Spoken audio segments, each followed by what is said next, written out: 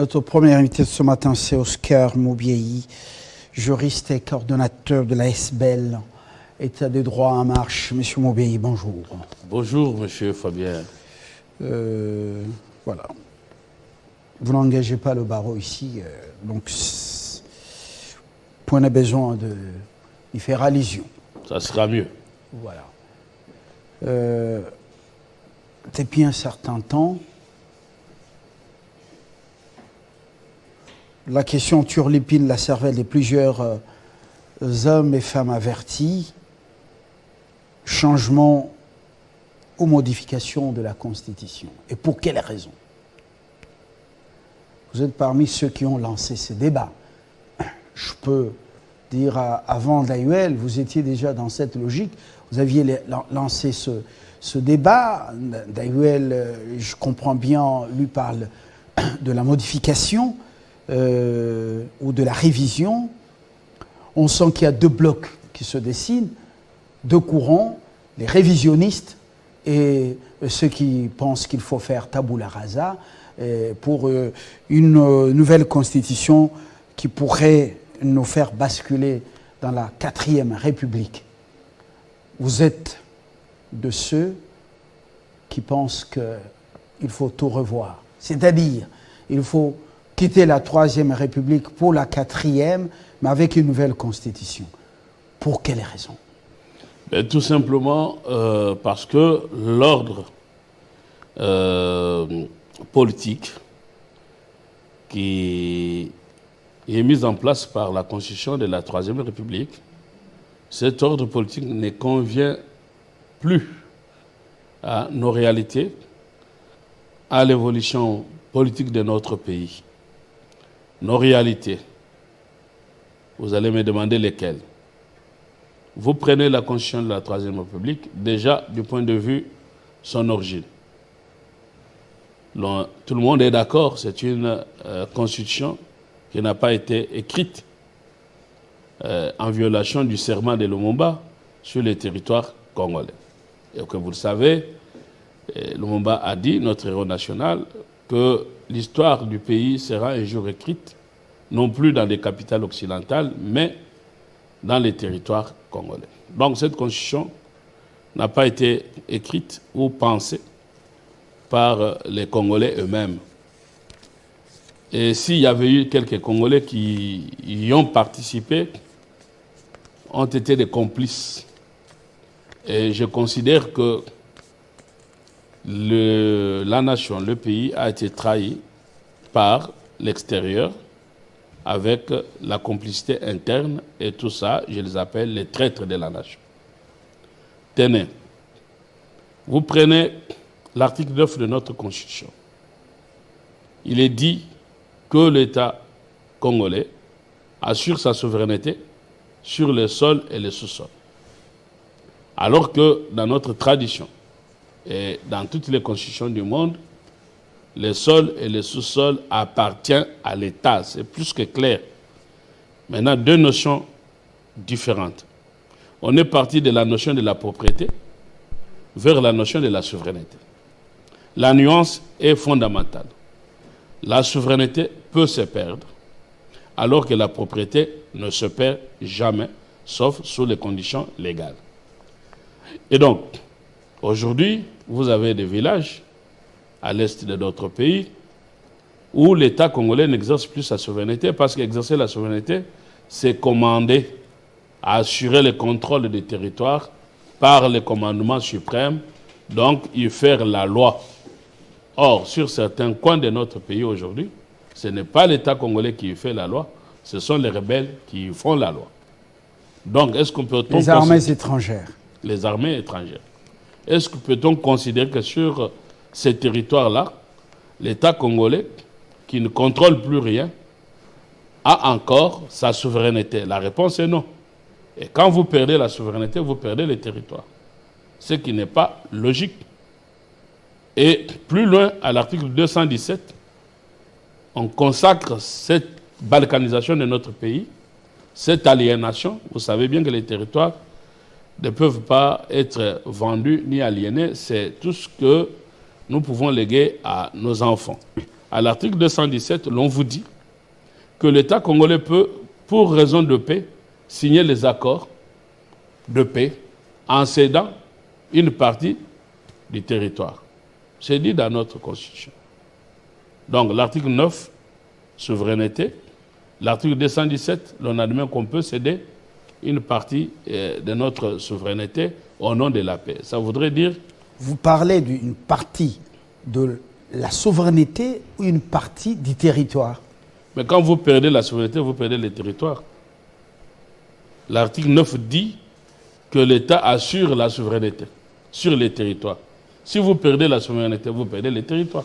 La ratification de certains accords et traités au niveau international, en principe, c'est connu que vous hypothéquez une partie de votre souveraineté parce que c'est substrat-national. Mais c'est ça le piège. Plutôt supranational, oui. C'est ça le piège. Oui. Le piège est en cela. Quand on parle de souveraineté, cette souveraineté peut être pas aliénée, mais on peut trouver des tempéraments de souveraineté pour entrer dans une communauté. Vous avez par exemple la communauté régionale, vous pouvez signer des traités. C'est pas de cette souveraineté dont on parle. Ici, l'on parle, c'est pour cela qu'on a voulu... Mais on peut toujours y renoncer, il n'y a pas de problème. Ben, c'est pour cela, il n'y a pas autre façon de renoncer que entrer dans la 4e République. Pourquoi 4e République? Ça veut dire quand on met en place une nouvelle constitution, ça, le régime change forcément. On va en arriver. Mais on revient justement à cet aspect que vous avez soulevé dans le cadre de la ratification des accords et autres traités internationaux. Est-ce que notre Constitution, les traités auxquels vous avez fait allusion, dans le cadre de cet accord, plutôt de la Constitution des belligérants issus de Sun City, est-ce qu'ils ont, en disant par exemple ou en soulignant que le sol et le sous-sol appartiennent, ça c'est la loi Bakashik, appartiennent à l'État. Oui. Ça a été modifié dans la Constitution des belligérants. Oui. Est-ce qu'ils ont trahi le pays, la nation à ce niveau? Mais c'est ça toute la trahison de la nation. Si vous cédez... Vous savez, Laurent Désiré Kabila disait... Ça a été modifié de quelle manière? Le sol et l'État exercent... Oui.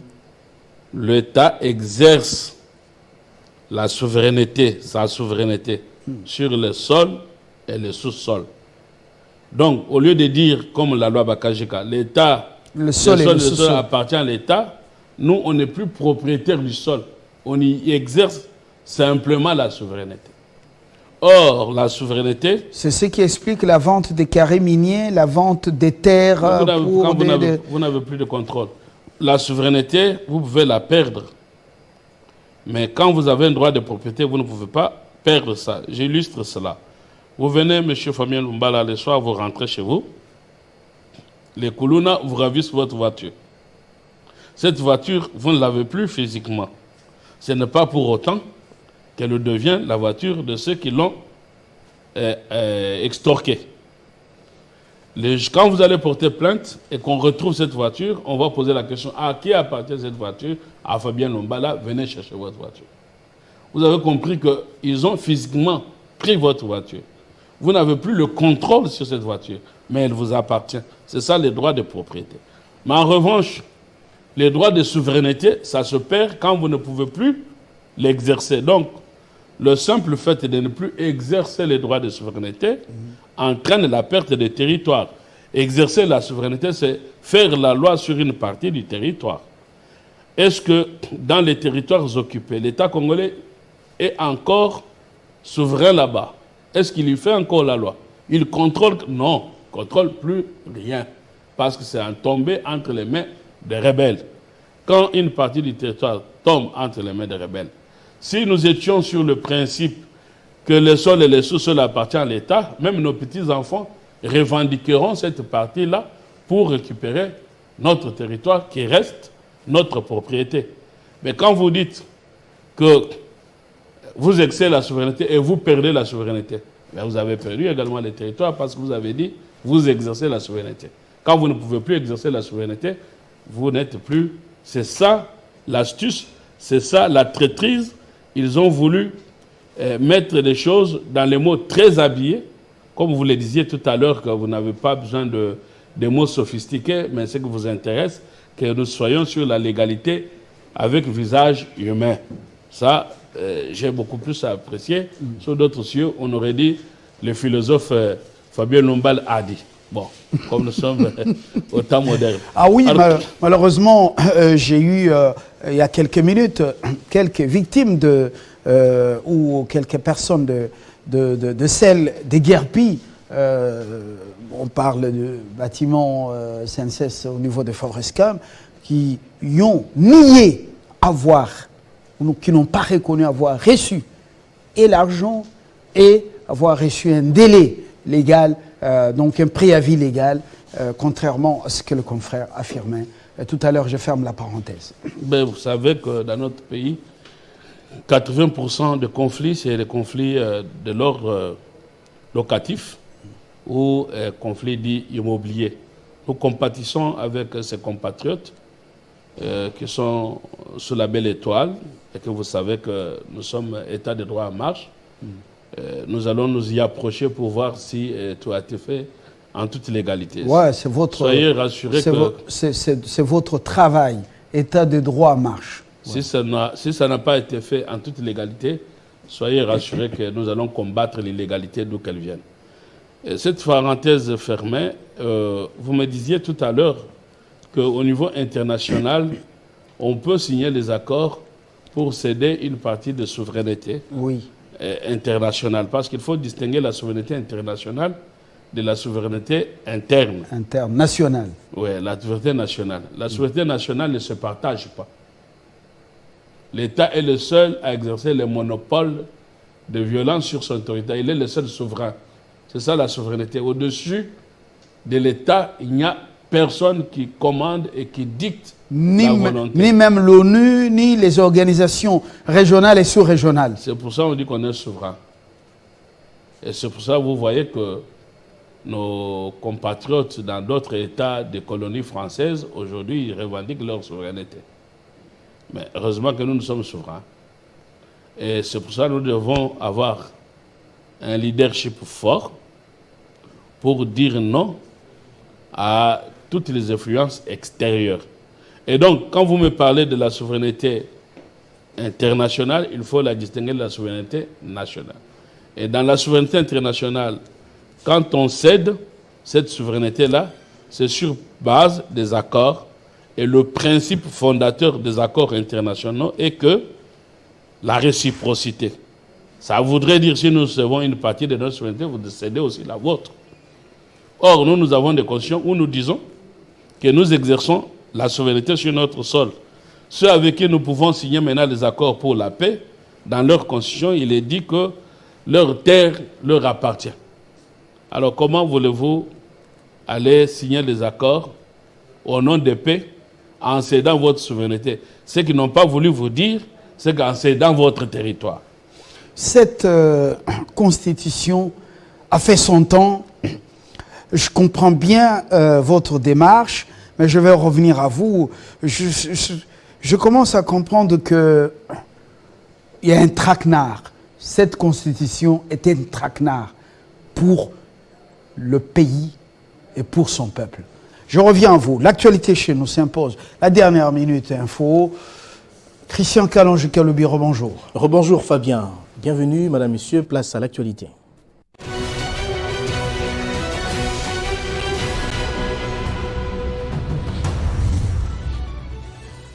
La 78e session de l'Assemblée générale de l'ONU s'ouvre ce mardi à New York, aux États-Unis.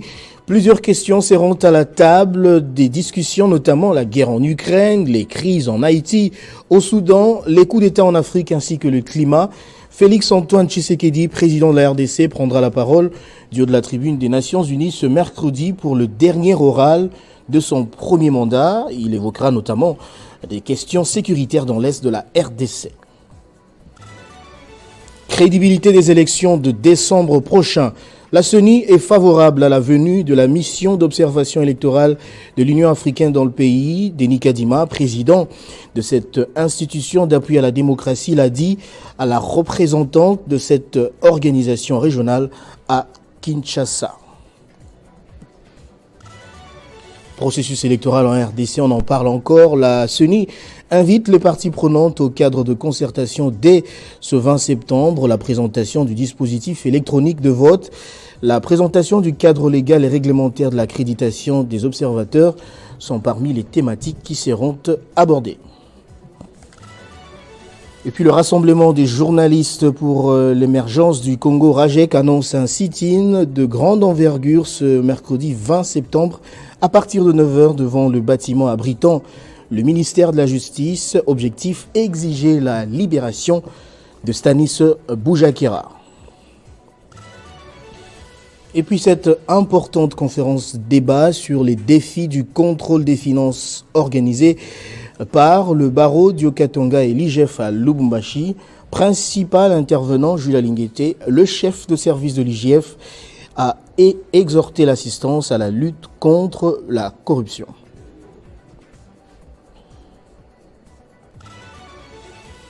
Une semaine après les inondations meurtrières à Derna en Libye, l'ONU a mis en garde lundi contre la propagation des maladies alors que les secouristes cherchent toujours les corps des milliers des disparus présumés morts. Tout ce titre vous sera développé dans la grande édition de 13h. Le rendez-vous est donc pris entre-temps. L'actualité reste en continu sur votre chaîne, madame, messieurs. Retrouvez toute l'actualité en continu sur www.tele50.cd.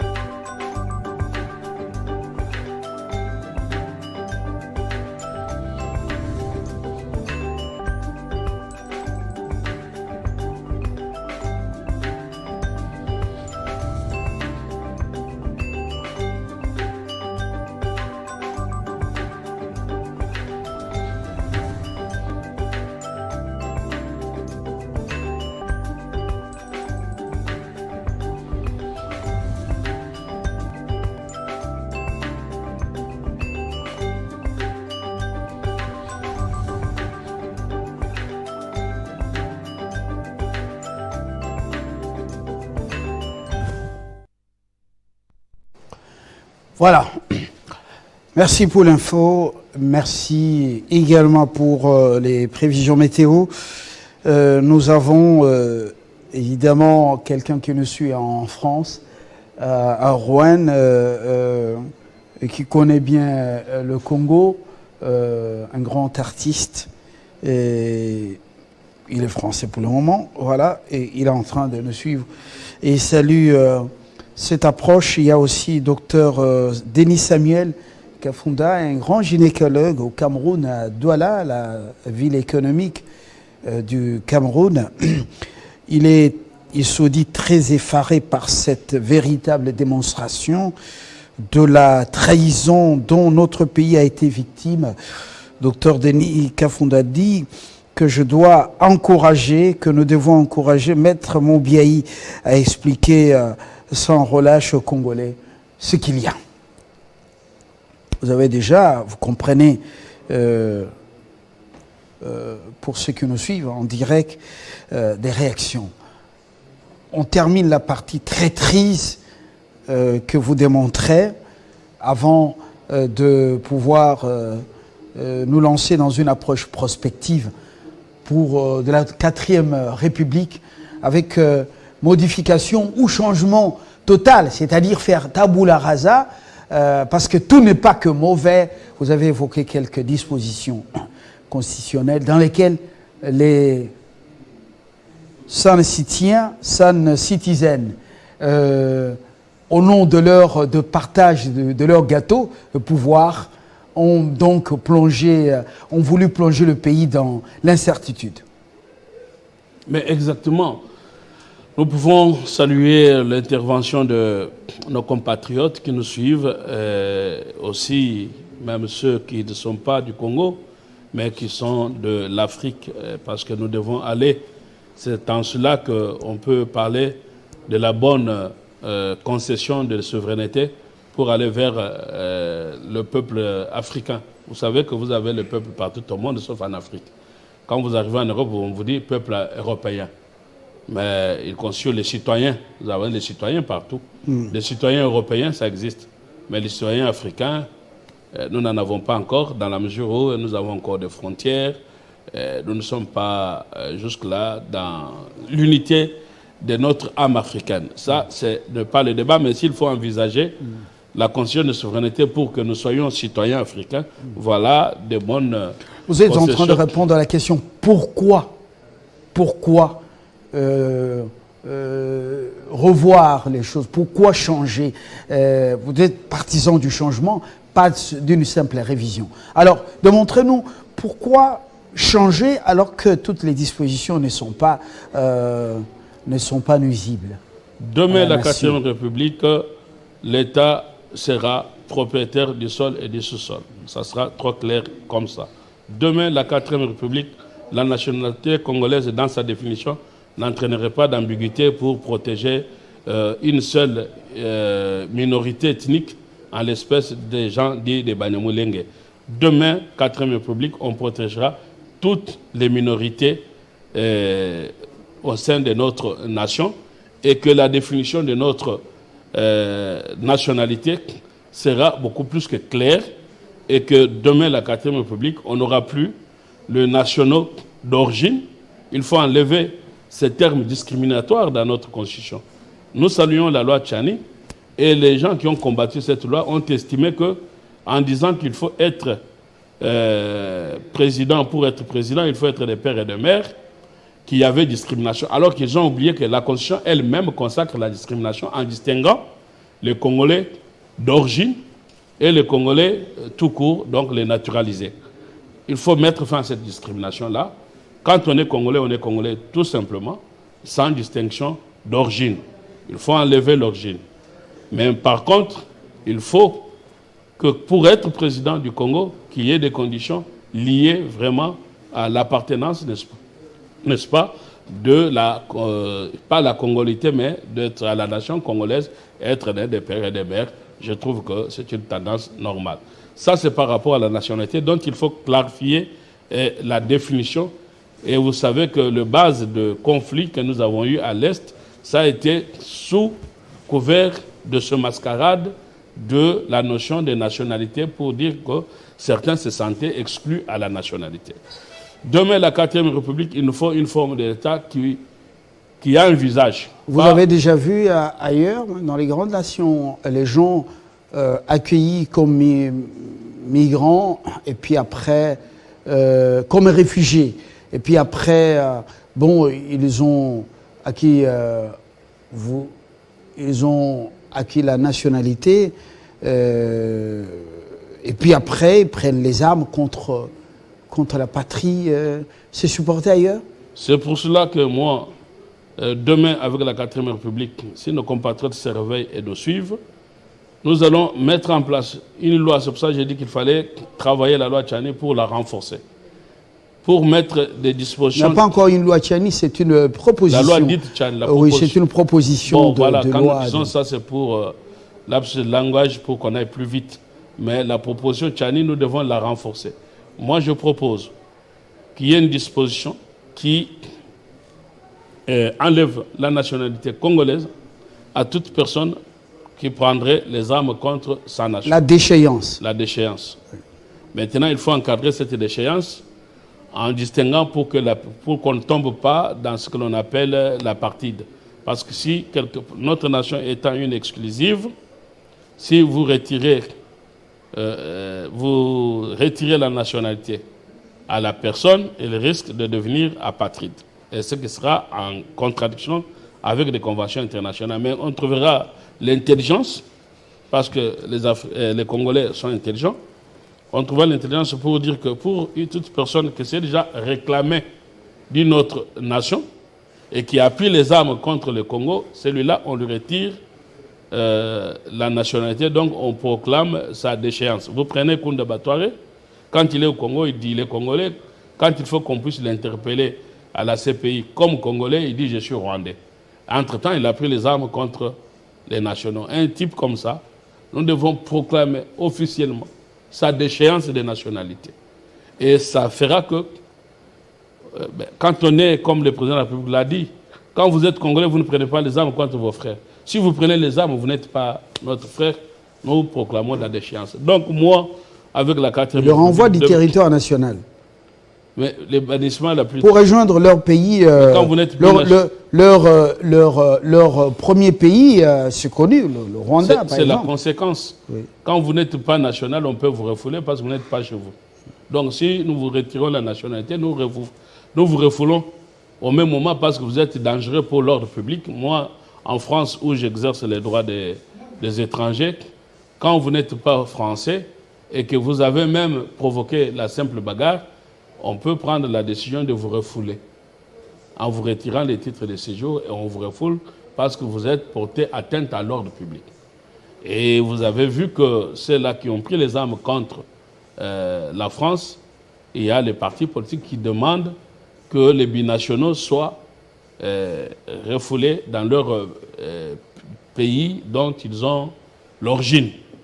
Donc, à ce moment-là, quand vous prenez les armes contre notre pays, on va vous déchoir de votre nationalité.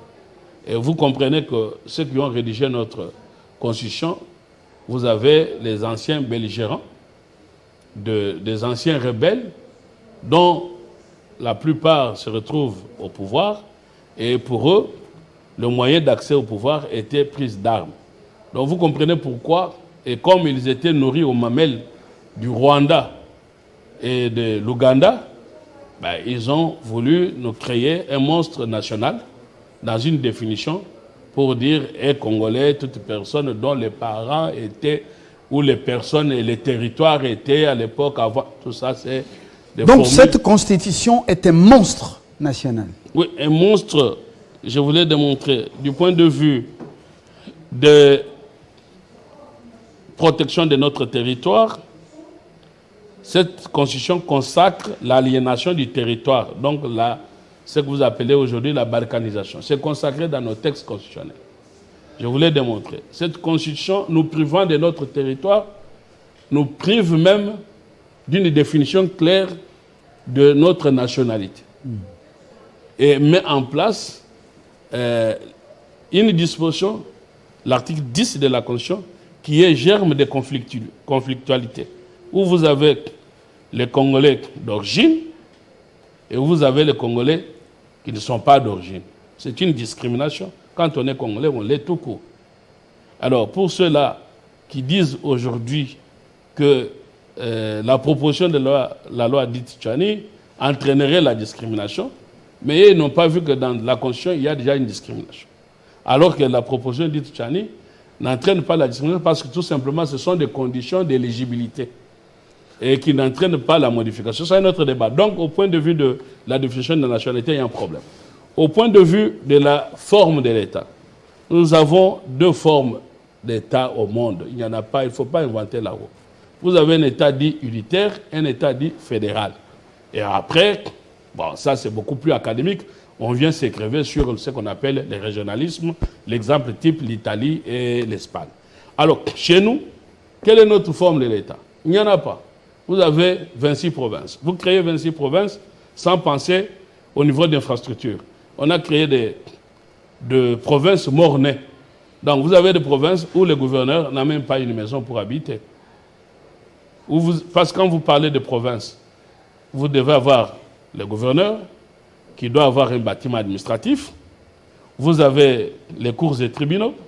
Mais ça se trouve où dans les provinces qu'on a créées? Il n'y a pas d'infrastructure. Ben, ce n'est pas viable. Donc c'est comme des morts-nés. Tout simplement parce que nous avons eu d'intellectuels un peu... Après, on m'a dit que je suis un peu sévère avec eux. La Constitution disait qu'on ira à 26 provinces à partir du moment qu'on aura eu l'installation des dernières institutions politiques. Nos juristes constitutionnalistes congolais, eux, ont confondu entre l'institution politique et l'institution de la République pour faire croire que la dernière institution politique qui a été mise en place, c'était le Sénat. Et comme le Sénat a été mis en place, nous étions en retard par rapport au calendrier du moratoire de 36 mois. Or, il n'y a pas encore eu d'élections municipales. Donc, la dernière institution politique n'a jamais été mise en place. Donc, il n'y avait pas à craindre pour qu'on se précipite dans le 26 provinces qui n'était qu'un plan progressif. Parce que l'idée de 26 provinces n'est pas une mauvaise idée. C'était une décentralisation. Et la décentralisation permet le développement à la base pour que l'on soit proche de l'administration. Mais certains partisans de la réforme, de la révision, proposent qu'on revienne au format des 6 provinces, pour certains, pour les autres, format des 11 provinces. Et vous, vous êtes partant pour quel format? Je veux qu'on maintienne les provinces telles que nous les avons aujourd'hui. 26. 26. Parce qu'il ne faudra pas qu'on recule. Des provinces ethnico-tribales. Non, ce n'est pas ça la question. Il faut enlever cette idée de l'ethnicité. L'idée n'a pas été par rapport aux ethnies. L'idée a été de regrouper les petits ensembles pour permettre le développement. À la limite, nous pouvons revenir pour lutter contre cette idée de tribalisme, de l'ethnicité. Nous pouvons revenir au format sur Mobutu où le gouverneur doit être d'un originaire. Ce qui nous entraînerait, parce que je suis en train de prôner la sortie du régime parlementaire, le gouverneur des provinces, demain, 4e République, ne sera plus élu par l'Assemblée provinciale. Vous voyez que ça ne fonctionne pas. Tout le temps, il y a des motions. Les provinces sont ingouvernables. Tout simplement parce que le poste de gouverneur, pour y résister, il faut corrompre les députés provinciaux. Et les députés provinciaux eux-mêmes vont renverser les gouverneurs. Et donc, ça ne marchera jamais. Et donc, nous devons demain avoir des gouverneurs non pas élus, mais nommés. Parce que nous allons entrer, je propose un régime présidentiel. Bon, maintenant, après, on va me dire, mais le régime présidentiel, c'est un régime, d'abord, qui n'a réussi qu'aux États-Unis. Oui, ailleurs, il n'a pas fait assez d'émules. Le semi-présidentiel, semi-parlementaire, apparemment, ça mais nous ne sommes pas comme ailleurs. C'est pour ça qu'on nous appelle ça colle en France, mais avec des failles aussi. Non, mais écoutez, c'est pour cela nous devons être fiers de nous-mêmes, parce que nous sommes une grande nation et le monde nous envie. Si aujourd'hui on veut nous dépiécer, c'est parce que l'on sait qu'on est grand. Soyons à la hauteur de notre grandeur. Si l'Amérique a reçu le régime présidentiel comme exception, mais nous, Congo, nous sommes aussi une exception de l'Afrique. C'est pour ça qu'on nous appelle États-Unis d'Afrique. Donc aujourd'hui, nous avons 2 300 km². Vous ne pouvez pas, il faut tenir compte de cette dimension, et que nous pouvons réussir cette exception d'être un régime présidentiel, parce que c'est un régime qui correspond à notre mentalité. Notre mentalité, nos royaumes n'étaient pas des royaumes dictatoriaux. Ça, ce sont les Occidentaux qui ont voulu nous faire avaler pour dire que le régime présidentiel conduit à la dictature, alors qu'eux-mêmes plaçaient les dictateurs comme des Mobutu et consorts. C'est eux qui ont placé les dictateurs. Et en même temps, ils nous disent que le régime présidentiel conduit à la dictature. Non. Le régime présidentiel va permettre que nous ne soyons pas dans la politique politicienne qu'offre le régime parlementaire, où il y a des motions de censure. En régime présidentiel, il n'y a pas de motion. Donc, en gros, le régime présidentiel correspond à notre culture du chef. Le chef gouverne. Alors que ailleurs, en occidental, en Occident, voulais-je dire, le chef règne mais ne gouverne pas. Sauf l'exception française où on a eu un régime dit semi-présidentiel. Mais toute l'Europe est restée un régime parlementaire. Ce sont des monarchies constitutionnelles. Mais nous ne correspondons pas à cette mentalité. Nous ne pouvons pas avoir un chef qui règne sans gouverner, ça ne va pas fonctionner.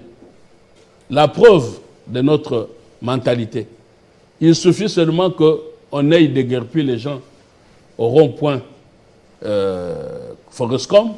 Vous allez entendre ces victimes-là dire « Mais au pouvoir à Tshisekedi et à Ndegeni ». Pour eux, c'est le problème de Tshisekedi. Tout ce qui s'est fait à tous les 4 coins de notre pays, le peuple voit son chef, il voit Tshisekedi. C'est ça la mentalité africaine. Ça, c'est le régime que nous voulons présidentiel demain pour que les chefs gèrent et que nous ayons des gouverneurs pas élus mais nommés. Mais par contre... un président avec son colistier premier, donc vice-président, sans premier ministre. Non, il n'y aura pas ça. On n'aura que l'exécutif. Voyez-vous, avec votre fameux régime semi-présidentiel ou semi-parlementaire. Parce que quand on vous dit semi-parlementaire, semi-présidentiel, le régime qu'on nous a donné à la française, on ne le comprend pas. Le régime politique n'est qu'un fruit d'une histoire. Et c'est en cela que nous sommes heureux que nous ayons le professeur Dayuel qui s'invite au débat. Mais il ne faut pas, en tant qu'historien, qu'il ne puisse pas ne pas comprendre qu'il doit entrer dans l'histoire lui-même pour nous ramener au passé. Parce que les 6 provinces, ça c'est vraiment du passé. Le but c'est qu'on développe et le développement doit se faire au niveau des bases. Nous n'en sommes pas au niveau de discuter des propositions, mais nous ouvrons les débats pour réfléchir. Donc, nous disons que le régime, vous avez connu la crise FCC cash, conséquence du régime parlementaire, ingouvernabilité. Vous avez élu un président de la République, mais vous ne lui donnez pas la majorité au sein de l'Assemblée. Donc, au sein de l'Assemblée, les députés vont vers cash et au niveau de la présidence, c'est vers l'union sacrée. Comment on va gouverner? Et nous n'avons pas la mentalité de cohabitation, c'est la conflictualité. Et vous avez vu Ilou Kamba en train de refuser, alors qu'il ne partageait plus la même vision que le chef de l'État, il a refusé de démissionner. Or, ailleurs, quand le Premier ministre ne partage plus la même vision que le chef de l'État, l'élégance politique veut qu'il démissionne par élégance. Or, nous n'avons pas d'élégance. Dans un régime donc parlementaire. Mais non, c'est le régime semi-présidentiel et semi-parlementaire. Non, je parle dans un régime semi. Dans un régime parlementaire, il n'y a pas la cohabitation. Oui. Nous sommes un régime dit semi-présidentiel. Présidentiel et semi-parlementaire. Non, bon, enfin, on peut l'appeler en droit constitutionnel. Il est semi-présidentiel. Oui, c'est ça le nom. Mais maintenant, nous savons congolais. Mais quand vous regardez bien dans le fond, c'est tout le pouvoir est donné au président. Il a les marges de manœuvre pour dissoudre un parlement. Mais le Parlement peut dissoudre aussi l'exécutif. Mais le Parlement peut démonter le gouvernement. Le gouvernement. Peut monter le gouvernement, mais pas le président de la République. Mais sauf sur si la Cour constitutionnelle amorce une procédure, par exemple, contre le président, là, le Parlement sera mis à contribution. Mais on sent qu'il y a du méli-mélo un peu là. Mais c'est pour cela que... nous avons un régime hybride. Bon, alors je vous donne les réponses rapides. En droit constitutionnel, vous avez 2 types de régimes, pas plusieurs. Maintenant, nous savons Congolais peuvent venir, on va discuter, je vais les convaincre là-dessus. Vous avez le régime dit présidentiel, modèle type États-Unis. Vous avez le régime dit parlementaire, modèle type l'Amérique. La France qui n'a pas voulu imiter ni, vous voyez l'esprit des hommes qui réfléchissent et qui pensent à leur nation. Ils n'ont pas voulu ni imiter l'Amérique, ni imiter l'Angleterre. Ils vont créer maintenant ce qu'on appelle semi-présidentiel. Pourquoi? Parce qu'ils vont prendre le mécanisme du régime présidentiel. En l'espèce, les critères d'un régime présidentiel, c'est l'élection du président de la République au suffrage universel et que le président de la République n'est pas responsable politiquement. Donc le Parlement ne peut pas le renverser. C'est pour ça que notre Parlement ne peut pas renverser Tshisekedi. Ça, c'est un mécanisme du régime présidentiel. Ils vont maintenant prendre un mécanisme du régime parlementaire. Le régime parlementaire est caractérisé par quoi? Le Parlement renverse l'exécutif renverse le Parlement. Donc, et sachez que en Angleterre, où est né ce régime, chaque fois qu'il y a eu usage de cette arme dissuasive, ça tournait contre le gouvernement lui-même. Et donc, ce sont des armes dites dissuasives qu'on n'utilise pas pour garder la stabilité institutionnelle. Et donc, nous avons pris le mécanisme du régime parlementaire où le Parlement peut renverser, non pas le président, mais le Premier ministre. Et le mécanisme que vous avez invoqué de impeachment pour la décision du président, c'est un mécanisme qui n'est pas constitutionnel, c'est beaucoup plus du judiciaire par rapport à une infraction, en l'espèce dans notre... Par exemple, trahison, haute trahison. Le fameux article 165 de notre Constitution. Alors, donc la France a pris un régime hybride, et ce régime-là, on l'a appelé semi-présidentiel. Mais finalement, on a réfléchi pour dire, mais pourquoi dire semi-présidentiel et pourquoi pas semi-parlementaire? C'est pour cela l'analyse de fonctionnement de l'institution a fait que le régime prend la forme présidentielle ou parlementaire selon les tempéraments de celui qui est au pouvoir en ce moment-là, donc du président. Quand vous prenez Sarkozy, le régime avait eu une tendance présidentielle. Quand vous prenez Hollande, le régime a une tendance parlementaire. Et chez nous, quand vous prenez Kabila, le régime a une tendance présidentielle. Quand vous prenez Tshisekedi, qui est plus démocrate, le régime a une tendance parlementaire. Donc ça, ce n'est pas... Tout ça, on va construire. Mais vous comprenez que nous avons un régime qui n'est pas adapté. Merci. En dehors du régime, donc on a parlé de nationalité, on a parlé du régime, on a parlé de forme de l'État. Après, enfin, quatrième élément, c'est que nos textes ne sont pas précis. Ils sont des textes qui se contredisent. Ils se contredisent. On y reviendra, Oscar Moubiaï, qui est pour le changement de la Constitution qui pourrait nous aider à basculer dans la 4e République. Ce sera en 2024, justement, qu'il faudra envisager ça. Il démontre que cette Constitution est un monstre juridique. Il démontre que même la forme de l'État prête à confusion avec des textes qui se contredisent entre eux-mêmes, les textes de loi. Il démontre le travail de la traîtrise fait par ceux qui sont venus des Sun City après avoir décidé justement de réunifier le pays, mais au profit de leur poste de responsabilité, de la BIFTEC. Ils démontrent comment justement le pays commence à nous échapper par des textes de loi, et ils démontrent pourquoi il faudra non seulement réviser, mais changer la Constitution pour pouvoir prétendre entrer dans la 4e République avec une nouvelle vision. Il fait la part belle à Ndaiwel, mais il lui dit c'est un historien qui ne doit pas nous ramener dans le passé avec 6 provinces. On y reviendra avec force détail. Merci pour ce matin. Merci beaucoup, M. Fabien. Vous, si on vous laisse, c'est 2 heures. Hein. Vous allez vous parler sans papier. Voilà, donc... non, nous, à Nemo, nous vous remercions. Nous sommes engagés dans une lutte contre les traîtres de la République et les voleurs de la République. Merci voilà beaucoup. de base et notre cheval de bataille contre les traîtres de la République qui nous ont trahis et contre les voleurs de la République qui continuent à piller le pays. Oscar Moubiaï, coordonnateur de la SBL, État de droit à marche. Est-ce que l'État de droit est à marche? On y reviendra. Bonne journée. Merci, monsieur le journaliste.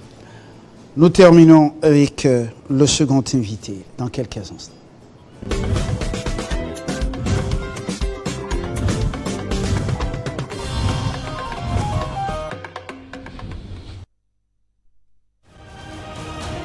La République démocratique du Congo. Un scandale géologique, fort de 6 centaines de ressources minières majoritairement exploitées par les étrangers depuis la nuit des temps. Ces filles et fils sont-ils de la danse? Les nouveaux millionnaires congolais dont on parle, existent-ils?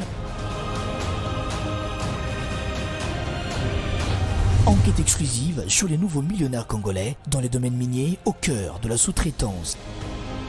Rendez-vous le 22 septembre, Hilton Hotel, Kinshasa, strictement sur invitation.